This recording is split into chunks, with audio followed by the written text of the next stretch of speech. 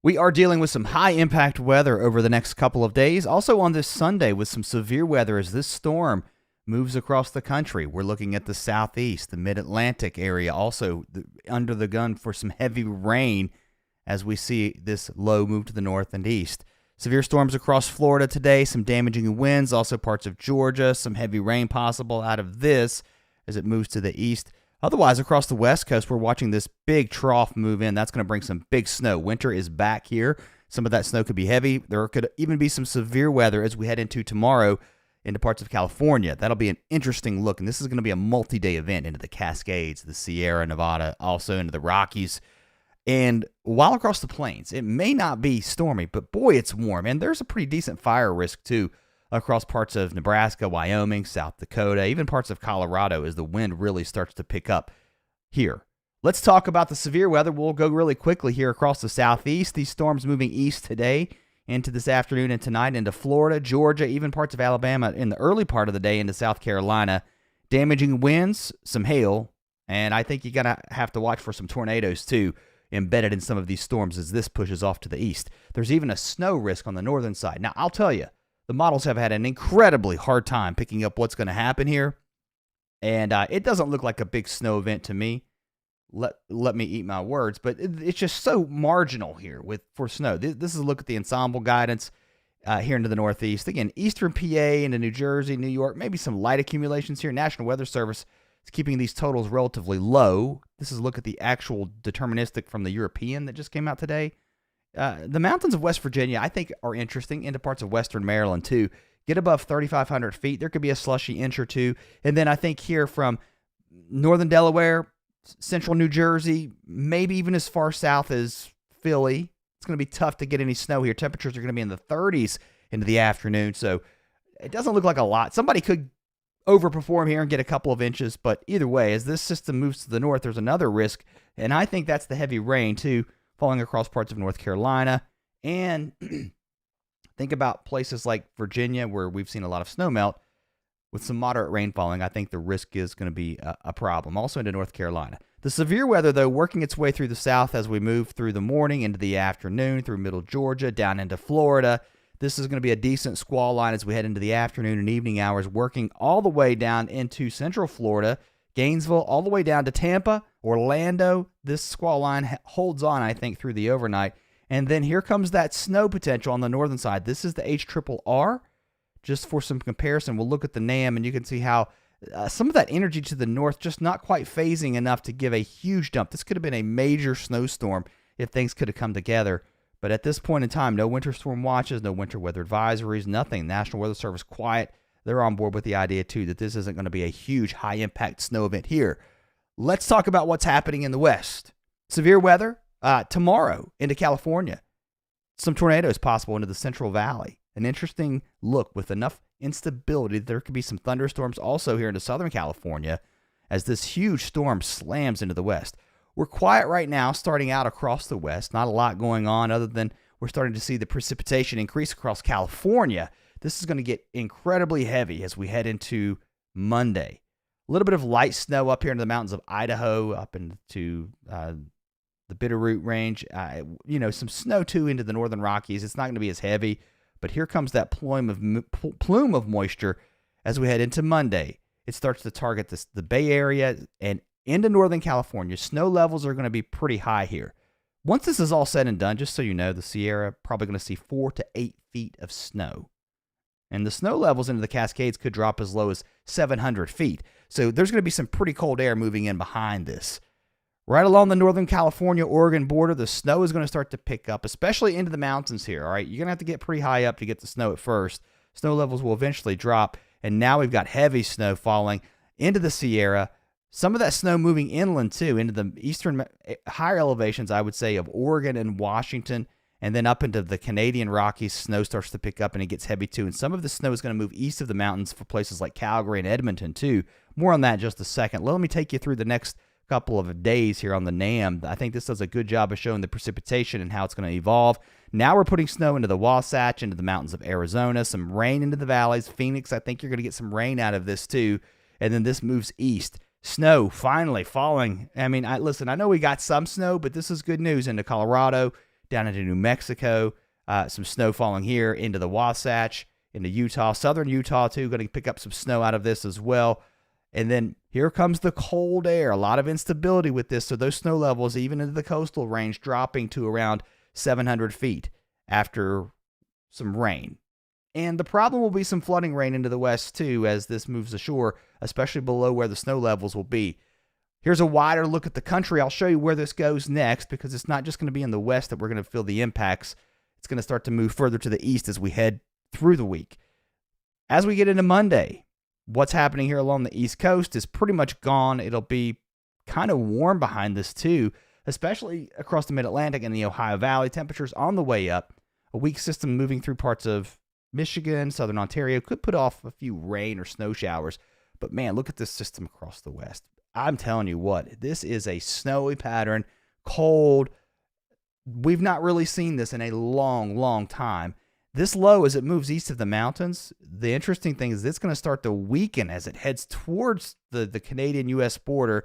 But on the backside of this, there could be some heavy snow into parts of Alberta, Saskatchewan. Even parts of southern Manitoba could get hammered with some decent snow out of this. So think Winnipeg, northern parts of North Dakota, northern Minnesota, and International Falls. I'm trying to name some of these areas.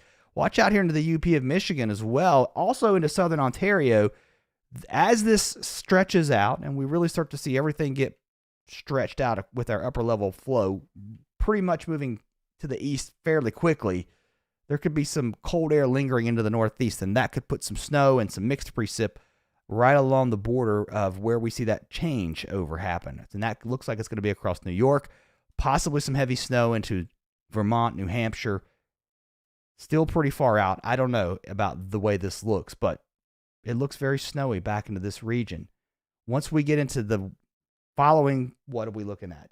A couple of days, Thursday into Friday, another system is poised to put more snow into the Sierra Nevada. And that's what I'm talking about. When you look at some of the National Weather Service graphics, they're talking 4 to 8 feet of snow. No wonder. And then as this moves east, what happens? Are we going to end up with more rain, more snow? I don't know. It's really far out. But the west, in my opinion, looks really active. Let's talk about some of the snow totals over the next couple of days and where we're going to see the heavy rain too.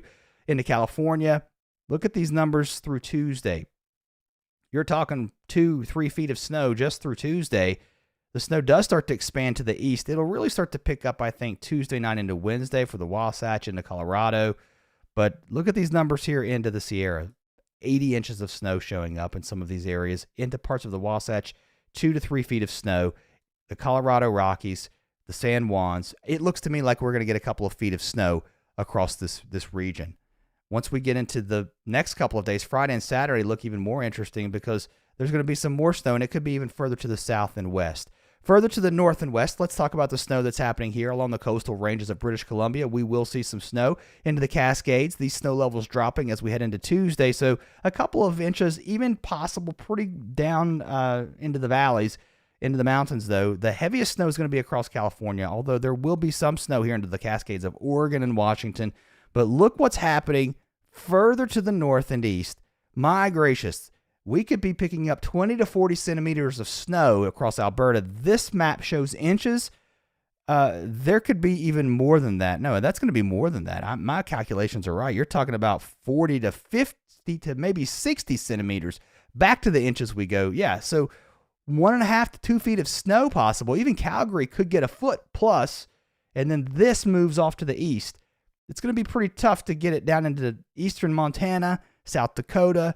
Look, we're snowless across the central U.S. with this. This is not your snow, but man, let me tell you, Winnipeg, you could get some snow out of this too, and this moves to the east, and now we're watching what happens toward the end of the week. Does something move into parts of southern Minnesota, into South Dakota, still pretty far out on that. Further to the east, there's that light snow, that potential that we're seeing in the Mid-Atlantic, also the West Virginia mountains.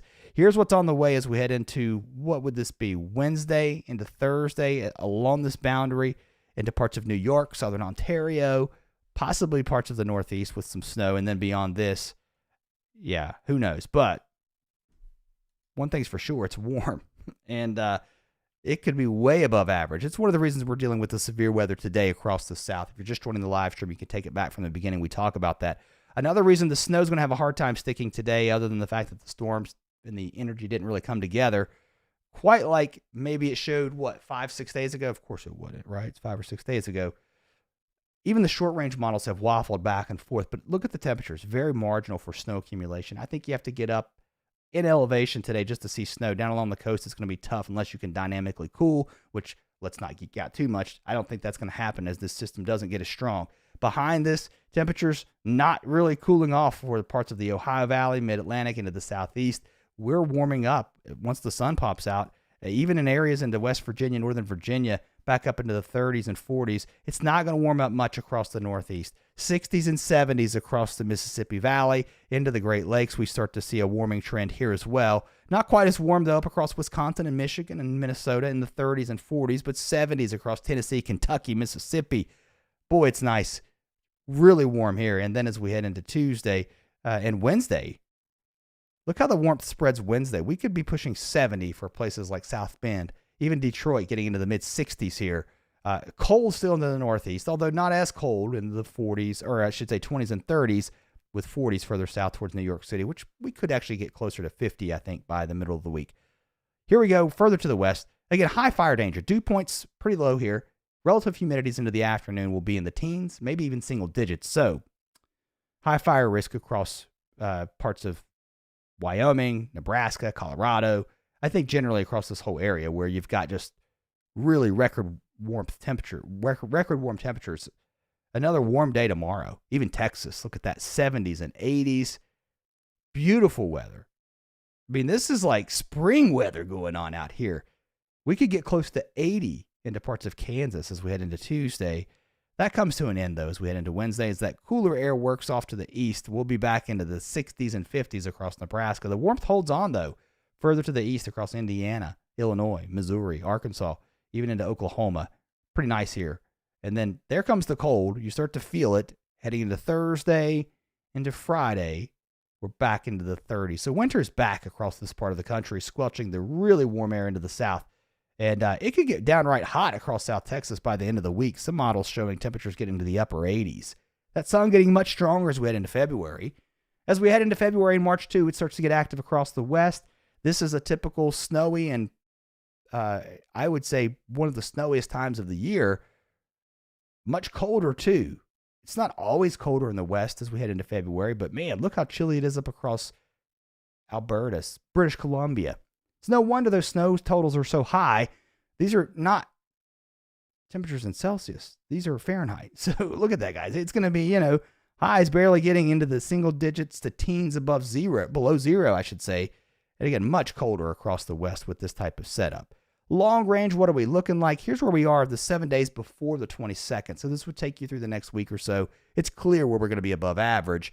Colder across the west. Look what happens long range from the 28th, backing it up through that last week of February. Still warm. I think this is the thing, right? Across this part of the country, I think we're going to stay above average. Watch the Northeast and also watch the West. Snow moving in here. And then this tries to break down some, but I think there's enough hinting here. Look at this. You've got a decent ridge now, and I think it's just pushed a little bit to the east. So maybe that ridging that was across the west through the last couple of weeks of winter, now it's more of a central U.S., kind of an easterly ridge. Although I will tell you, the European weeklies try to put the trough back in the east toward the middle and end of March, which could make March very interesting. Not just with snow potential, but severe weather too. All right, that's all I got for now. See you next time. Have a great Sunday.